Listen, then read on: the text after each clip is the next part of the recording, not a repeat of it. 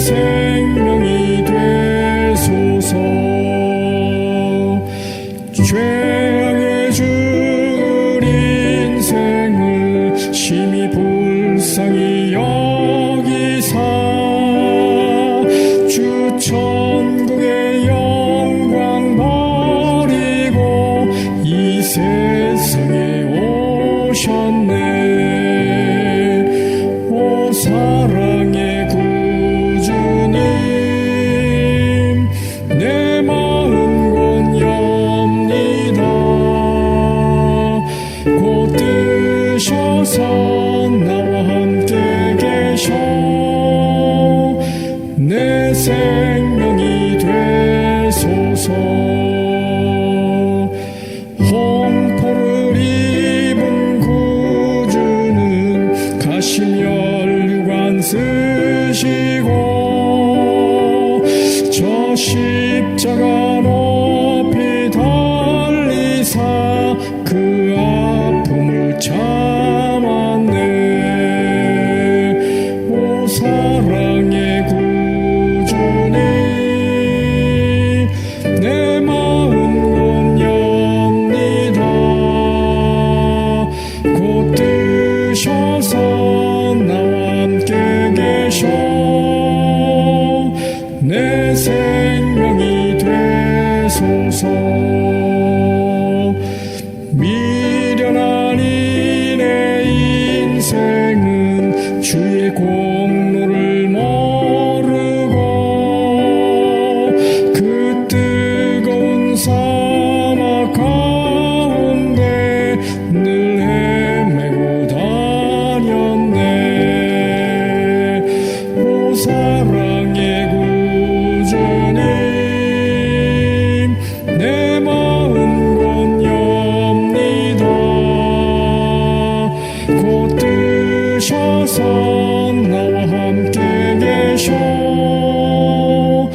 내 생명이 되소서.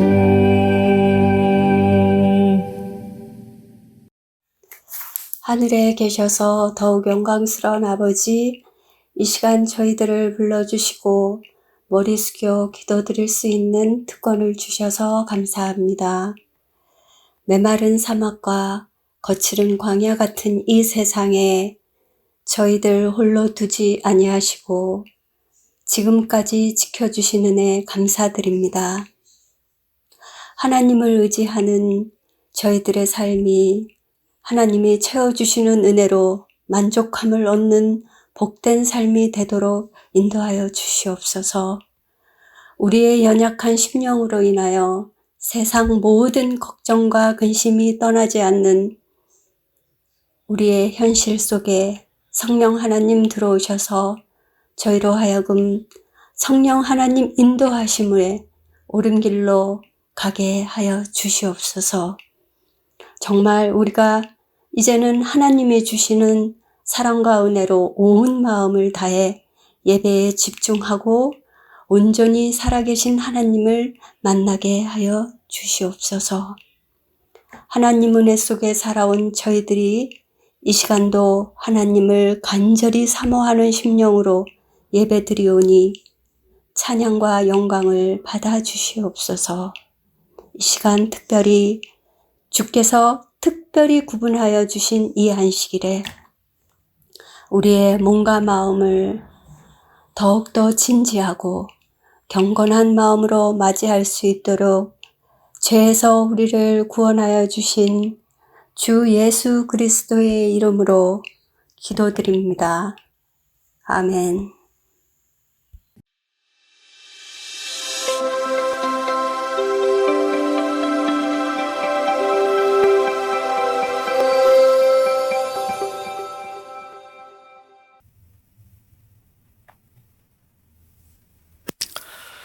성도 여러분 안녕하셨습니까? 네, 기쁘고 행복한 안식일이 다시 돌아왔습니다. 이번 주는 기온이 좀 내려가서 좀 살만하더라고요. 여러분 어떻게 지내셨습니까? 건강들 하신지요? 네, 이 귀한 안식일에 하나님만이 주실 수 있는 평안이 여러분 마음에 가득 임하기를 진심으로 기원합니다. 오늘은 로마서 연구 은혜 33번째 시간 오호라 나는 곤고한 사람이로다 라는 제목으로 함께 은혜를 나누도록 하겠습니다. 율법을 제대로 알기 전에는 우리 속에 있는 죄가 작게 보입니다. 그러나 율법에 눈을 뜨게 되면 죄가 더 크게, 더 검게, 더 악하게 보입니다. 바로 율법이 죄를 도드라지게 만들었기 때문이지요. 이렇게 율법 때문에 죄가 살아나면 반대로 나는 죽는 겁니다. 그때 우리는 사는 길을 찾기 위해 구원자 예수께로 향하게 돼요. 그래서 죄가 살고 내가 죽는 것이 결국은 은혜인 것입니다. 그런데 종종 우리는 율법에 대해 아주 위험한 생각을 하는 분들을 만나게 됩니다.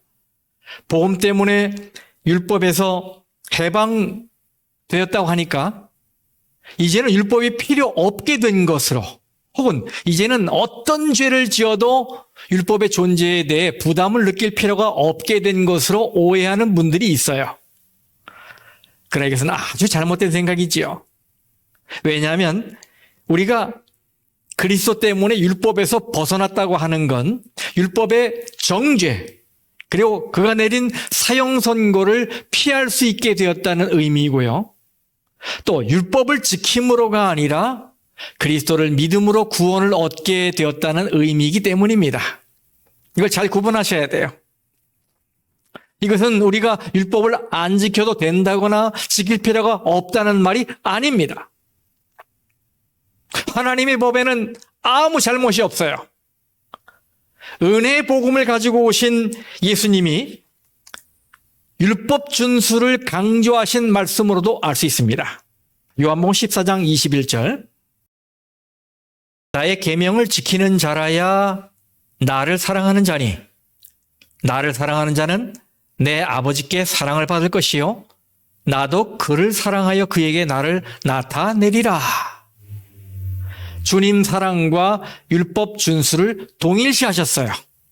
그래서 주님을 사랑하는 자는 반드시 율법을 지키는 자인 겁니다. 이해하시겠죠? 그러므로 저는 여러분이 하나님의 은혜로 영의 눈이 열려서 하나님의 율법을 제대로 알게 되시길 바라고 그 율법 준수를 통해 주님과의 사랑이 더 깊어지시기를 간절히 바랍니다. 1886년에 출간된 지킬 박사와 하이드라는 단편 소설이 있어요. 여러분 잘 아실 거예요. 이 소설에 나오는 주인공은 낮에는 젠틀한 신사 지킬 박사로 활동하지만 밤이 되면 자신이 발명한 약물을 마시고 아주 사악한 악인으로 변신하여 온갖 범죄를 저지르고 다닙니다. 바로 그의 이름은 미스터 하이드입니다. 소설 속에는 작가가 왜 지킬 박사의 변신한 모습을 하이드 씨로 명명했는지는 정확히 나와 있지 않아요. 하지만 이 하이드 씨의 정체를 밝히기 위해서 찾으러 다닌 바로 지킬 박사의 오랜 친구 어털선 변호사의 말에 보면 이런 표현이 나오는데, 이걸 보면 작가가 왜 그 이름을 미스터 하이드로 했는지를 대충 짐작할 수 있어요. 자, If he be Mr. Hyde, I shall be Mr. Sick. 우리말로 그자가 하이드 씨라면 나는 시크 씨가 되겠다. 여러분 여기서 이 하이드는 발음이 같은 하이드를 연상시키지요. 숨어 있다는 의미입니다. 그래서 그가 숨어 있는 자라면 나는 찾는 자가 되겠다라고 표현한 거지요. 이 소설은 이런 방식으로 한 인간 안에 드러난 자와 숨어 있는 자가 공존하고 있다는 것을 묘사하고 있어요. 다중자, 이중인격이지요. 그런데 사도 바울은 이미 1세기에 이것을 처절하게 체험했습니다. 그는 자기의 마음에 두 개의 자아가 있다는 것을 알게 됩니다. 나하고 또 다른 나. 그래서 그는 이것을 이렇게 묘사합니다. 17절과 20절에 그것을 행하는 자가 내가 아니요 내 속에 거하는 죄인이라. 근데 이 둘이 싸우고 있어요. 23절 말씀. 내 지체 속에서 한 다른 법이 내 마음의 법과 싸워 내 지체 속에 있는 죄의 법으로 나를 사로잡는 것을 보는도다. 바울의 마음은 전쟁터입니다. 마음속에서 일어나는 이 전쟁은 이 세상의 그 어느 전쟁보다도 가장 치열하고 치명적입니다. 그래서 선과 악의 갈림길에서 바울의 마음은 언제나 요동칩니다. 그는 자신이 원하는 것과 원하지 않는 것 사이에서 고뇌하며 갈등을 겪고 있어요. 이것은 원하는 것을 표현한 말씀이에요. 15절. 곧 내가 원하는 것은 행하지 아니하고 18절. 원함은 내게 있으나 19절. 내가 원하는 바 선은 행하지 아니하고 21절. 선을 행하기 원하는 나에게 또 이번에는 원하지 않는 것을 표현한 말씀입니다. 16절에서 17절. 만일 내가 원하지 아니하는 그것을 행하면 이제는 그것을 행하는 자가 내가 아니요. 19절 20절. 내가 도리어 원하지 아니하는 바 악을 행하는도다. 예수님께서 겟세마네 동산에서 깨어 기도하지 못하고 잠을 자는 제자들을 향해서 이렇게 말씀하셨죠. 마태복음 26장 41절에 마음에는 원이로되 육신이 약하도다. 이것이 우리 그리스도인들이 넘어지는 이유입니다. 바울도 시인했지요. 마음은 항상 하나님의 법을 생각하고 그 법에 순종하려고 하는데 정작 몸은 죄의 법을 따라가며 불순종의 길을 걷고 있다. 이렇게 고백한 거예요. 이런 바울의 고백은 우리 인간이 가진 의지와 노력이 얼마나 나약하고 무력한 것인지 새삼 느끼게 합니다. 이 마음속 두 개의 자아가 싸우고 있는데 번번이 죄가 이기는 거예요. 그래서 본의 아니게 나는 자꾸 죄를 짓게 돼. 계속 넘어지는 겁니다. 이렇게 죄 앞에서 무력할 수가 있습니까?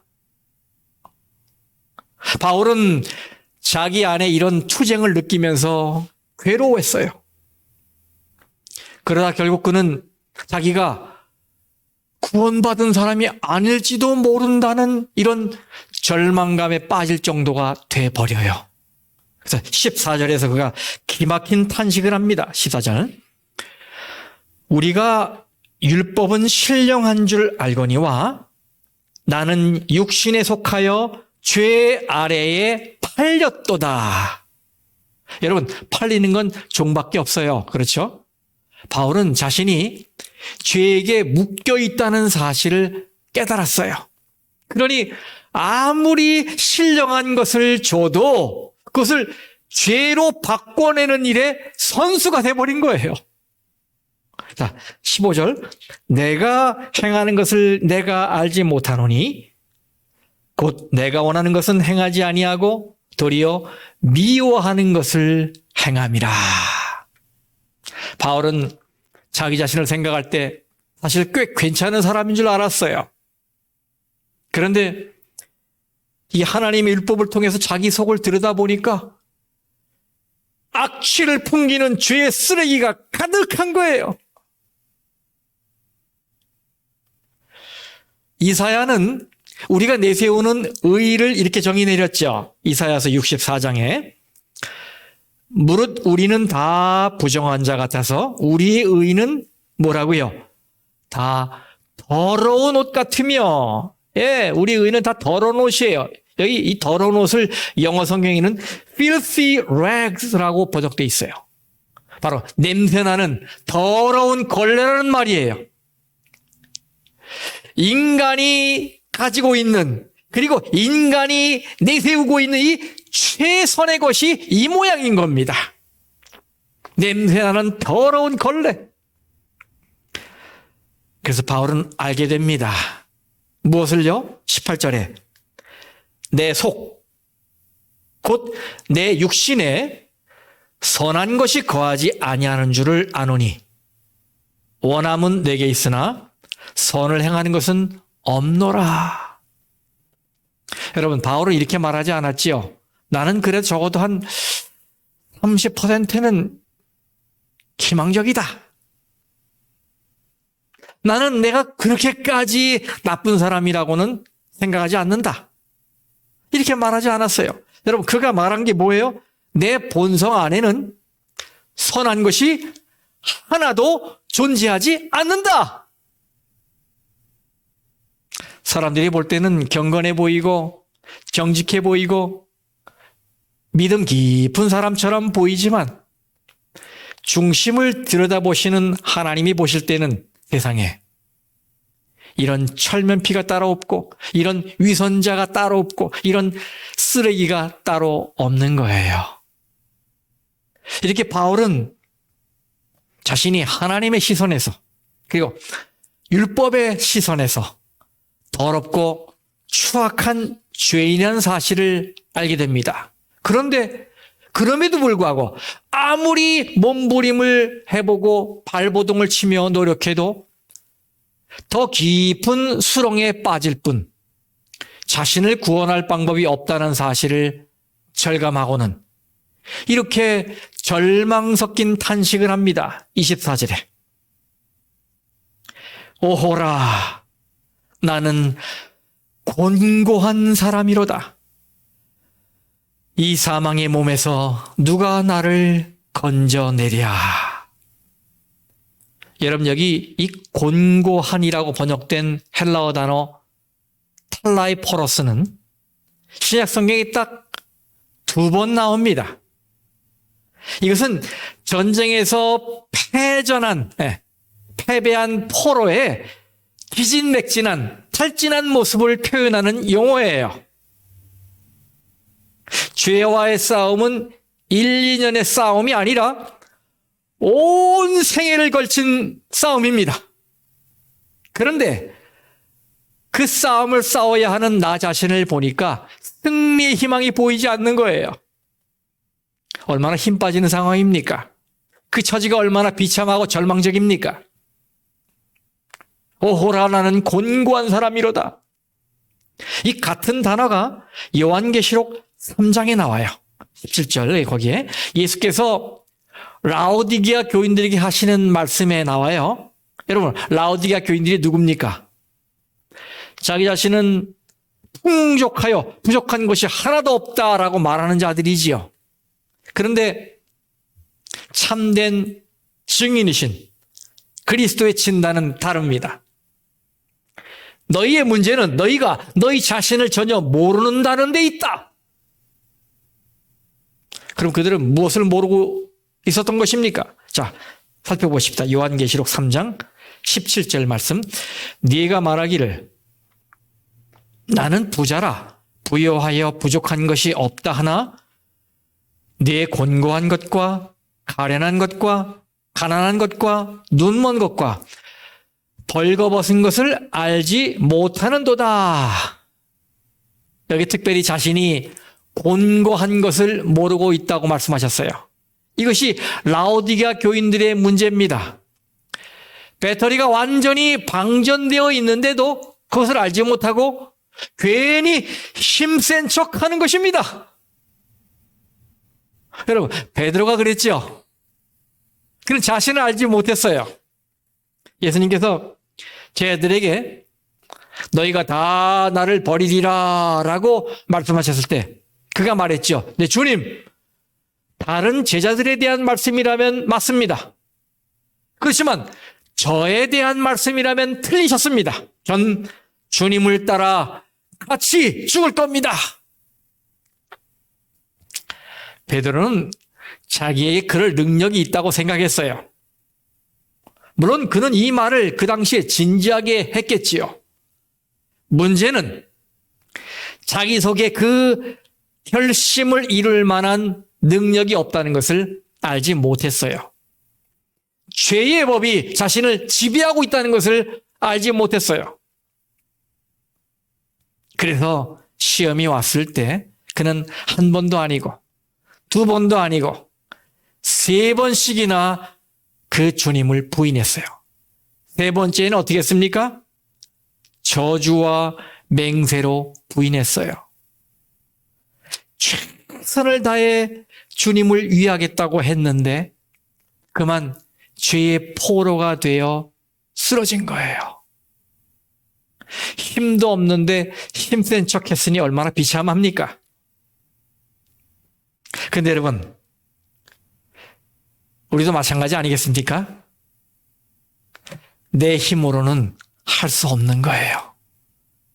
우리는 우리 스스로 선을 행할 수 없고 우리의 노력으로 거룩해질 수 없습니다.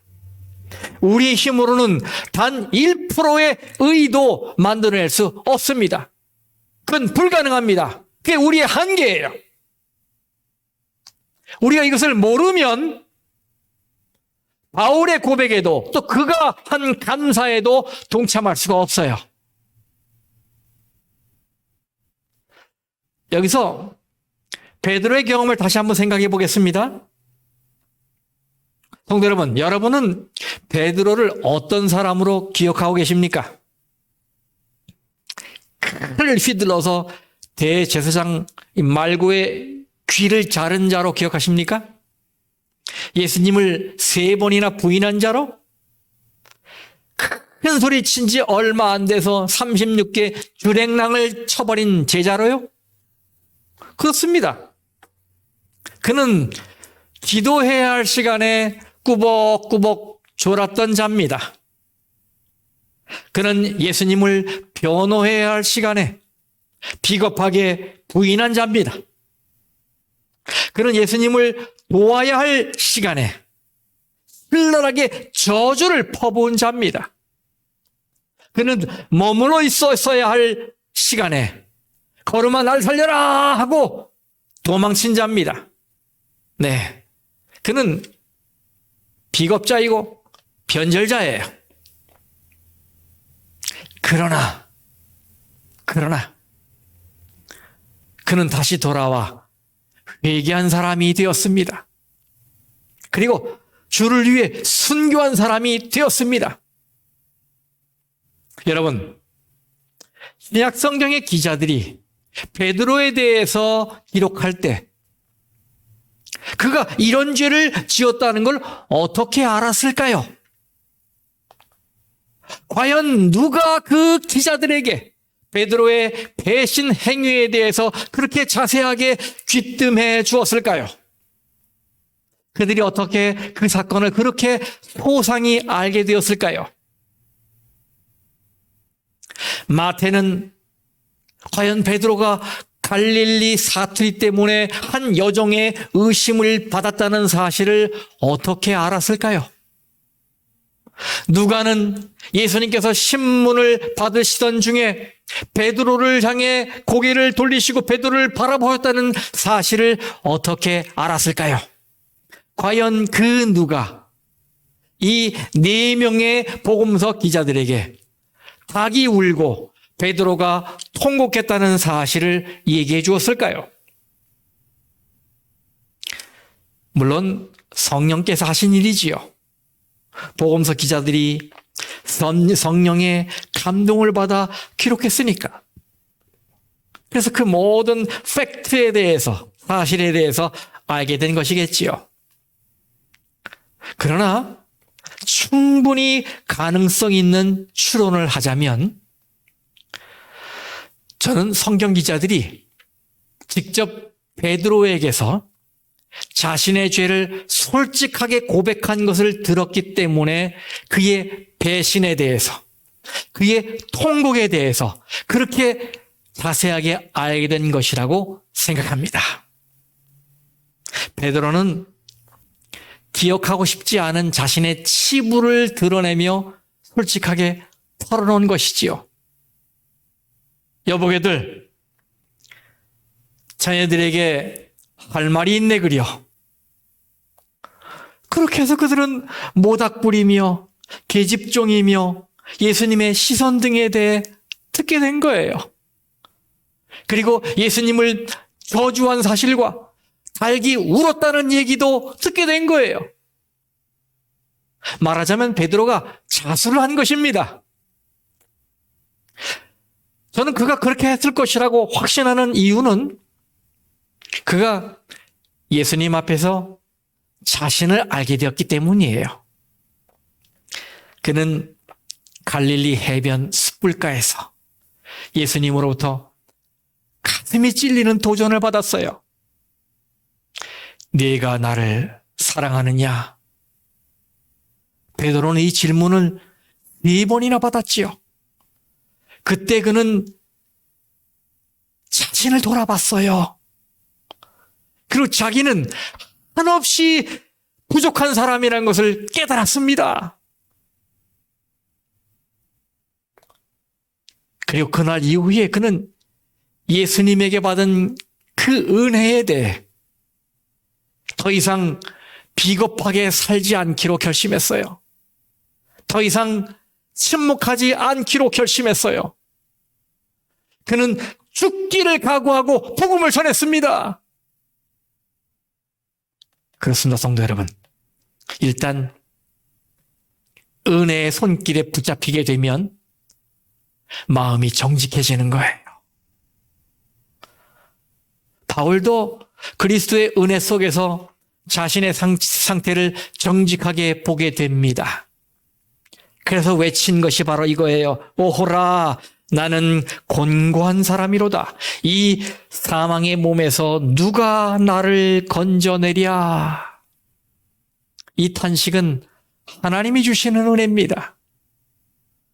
바울은 자신이 연약하고 부족하다는 것을 송두리째 털어놓을 만큼 솔직해졌어요. 하나님, 저는 스스로 달라질 수 없습니다. 내 능력으로는 그 어떤 것도 변하게 할 수 없습니다.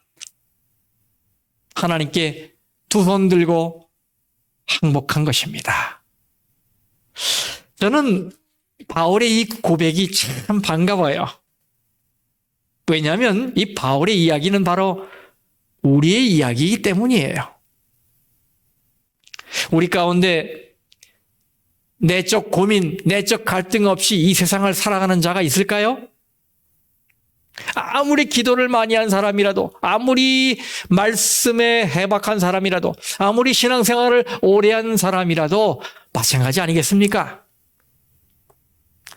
알고 있는 것으로 보면 벌써 하나님 앞에서 의인이 되고도 남을 사람인데 하는 꼴을 보면 영락없는 죄인의 모습이에요. 우리는 이렇게 이중적인 모습을 가지고 살아가고 있습니다. 그래서 바울의 탄식은 저에게 위로가 됩니다. 나만 그런 갈등과 고뇌를 겪고 있다고 생각해서 이 죄와의 싸움이 참 외롭다고 생각했었는데 위대한 사도 바울도 저렇게 죄와 씨름하며 때론 무너지는 경험을 했다고 하니까 얼마나 위안이 되고 용기가 되는지요. 바울은 자신의 갈등이 과거가 아니라 현재적임을 동사의 시제로 잘 표현했어요. 여기 보십시오. 내가 행하는 것을 내가 알지 못하노니 내 속에 거하는 죄니라. 내가 원하는 바서는 행하지 아니하고 내 지체 속에서 한 다른 법이 나를 사로잡는 것을 보는도다. 육신으로는 죄의 법을 섬기노라. 여러분, 이 색깔 달리 쳐진 이 모든 말씀들은 다 현재 시제로 되어 있습니다. 그렇습니다. 바울은 과거에 겪었던 갈등을 말하고 있는 게 아니에요. 바로 현재 겪고 있는 갈등에 대해 쓴 것입니다. 바로 이 로마서를 기록하는 중에도 그는 죄와 싸우고 있었던 거예요. 그런데 저는 여러분에게 이렇게 말씀드릴 수 있어요.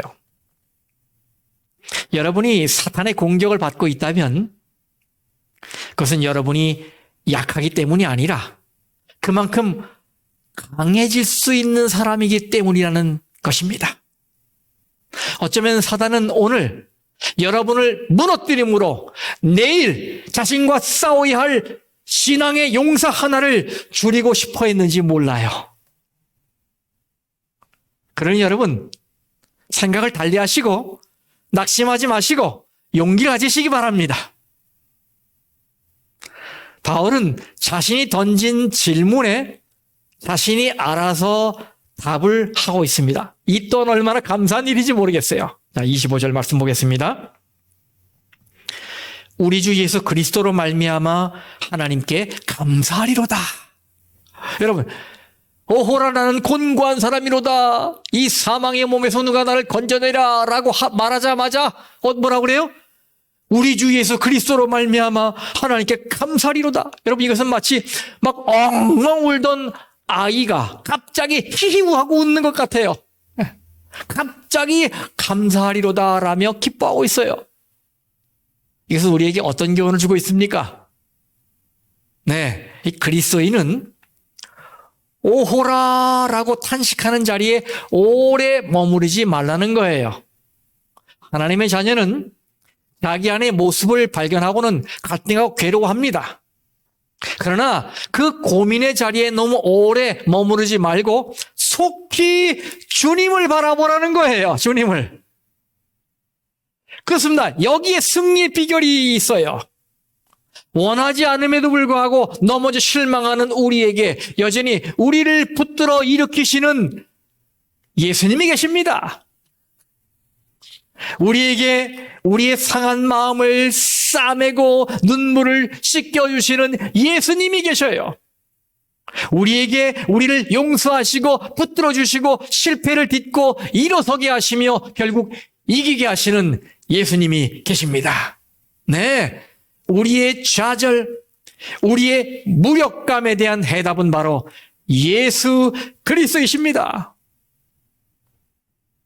죄를 이길 수 있는 것은 우리의 의지로 되는 것도 아니고 사람들이 얘기하는 것처럼 긍정의 힘으로 되는 것도 아닙니다. 오로지 예수 그리스도의 힘으로 되는 것입니다. 그러니 여러분, 울다가도 즉시 주님을 바라보시기 바랍니다. 재빨리 감사리로다의 은혜로 들어가시기 바랍니다. 이것이 바로 로마서 7장의 목적이에요. 우리가 우리 자신에 대해 갖는 모든 확신을 무너뜨리고 내가 아니라 예수 그리스도로 말미암아 하나님께 감사합니다라고 말할 수 있도록 하는 것입니다. 그게 바로 이 책의 목적입니다. 성도 여러분, 우리는 어떻게 하면 우리의 좌절과 실패와 갈등에서 벌떡 일어나 빛나는 승리를 경험할 수 있을까요? 결론은 예수 그리스도께로 달려가는 것입니다. 성도 여러분, 우리가 예수님의 편, 승리의 편에 서 있다는 사실을 믿으십니까? 다시 묻습니다. 나는 오늘의 좌절에도 불구하고 오늘 순간순간의 사건 앞에서 넘어지고 쓰러지고 피 흘리는 내 모습에도 불구하고 나는 마침내 승리하여 주님 앞에 영광스럽게 설 자다라는 사실을 확신하십니까? 그렇다면 오늘 내가 연약하여 피 흘리고 쓰러졌음에도, 그래서 눈물 흘림에도 좌절할 필요가 없는 것이지요. 왜냐하면 나를 다시 용납하시고 나를 다시 일으켜 세워주시고 내 손을 잡아주시는 주님이 계시기 때문입니다. 오호라, 나는 곤고한 사람이로다. 바로 나의 현 주소만 바로 찾으면 우리에게는 희망이 있습니다. 말씀을 마치겠습니다.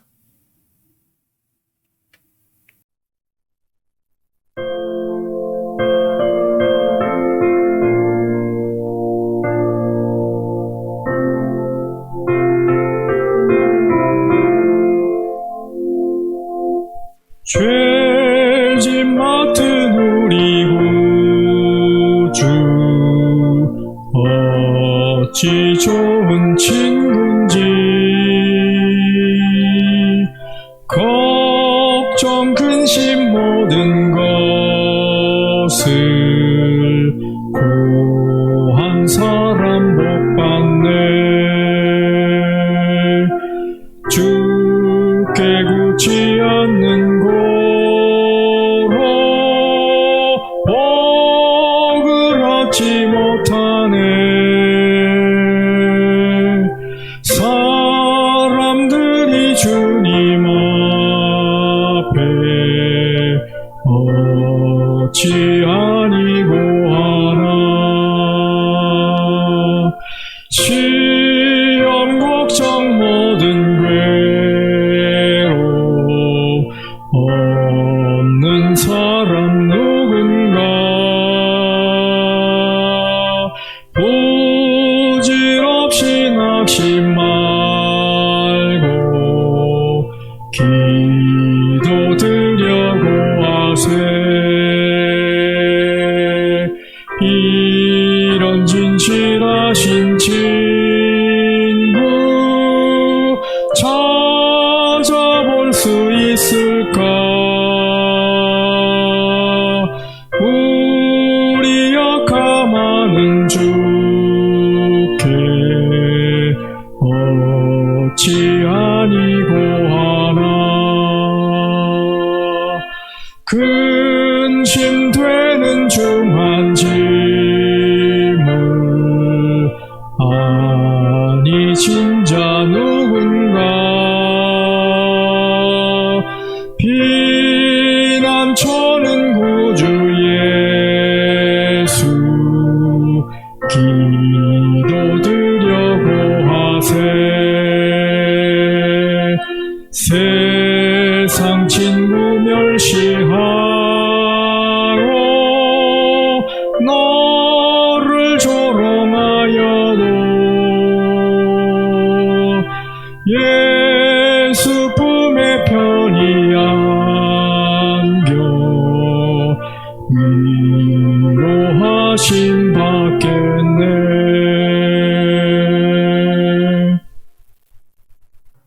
하늘에 계신 우리 아버지 하나님, 오늘 로마서 7장 연구를 마치면서 사도 바울이 경험했던 그 내적 갈등, 마음속에 두 자아가 부딪히며 싸우고 있는데 늘 죄가 이기는 그런 고민되는 갈등을 우리가 연구하면서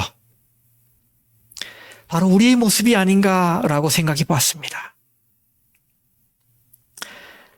그러나 이 죄를 이길 수 있는 길은 우리의 의지로도 긍정의 힘으로도 희망을 갖는다고 되는 것도 아니고 오직 예수 그리스도의 은혜요, 예수 그리스도의 힘으로 된다는 것도 깨닫게 되었습니다. 아버지, 우리 자신을 바로 보게 도와주시고 연약하고 무력한 사람이라는 것을 절감하게 도와주시고 힘이 완전히 방전된 곤고한 사람이라는 사실을 깨닫게 하시고 그래서 곧바로 예수 그리스도로 달려가는 저희들 되게 도와주시옵소서. 정말 예수 그리스도로 말미암아 하나님께 감사할 수밖에 없습니다.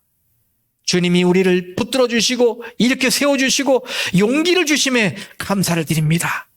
그러니 오늘 혹 우리가 연약하여 쓰러졌음에도 불구하고 혹은 눈물 흘림에도 불구하고 우리는 좌절할 필요가 없는 것을 알게 됩니다. 바로 내 손을 붙잡아 주시는 주님이 계시기 때문이지요. 이 주님을 마음속에 모시고 그 주님을 의지하며 이 힘든 세상 잘 견뎌나가게 도와주시옵소서. 이 거룩한 안식일 밤 우리 모두의 마음에 주님과의 긴밀한 교제로 행복이 가득 임하기를 예수님의 이름으로 간절히 기도합니다. 아멘.